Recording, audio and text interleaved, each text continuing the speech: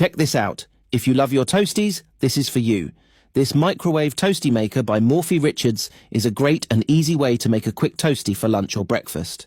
The silicone outside helps prevent burning your hands. Simply place your favourite filling in between 2 layers of bread. For me, it's cheese and ham. Place it on the first tray, put the top on and clip the side on. Place in the microwave, cook for around 2 minutes and then turn over for another 2. Now check out the results. How nice does this look? Melted cheese and crispy bread. Just add your favourite sauce and away you go. The trays are quick and easy to clean. Grab yourself one today, I've added a link below.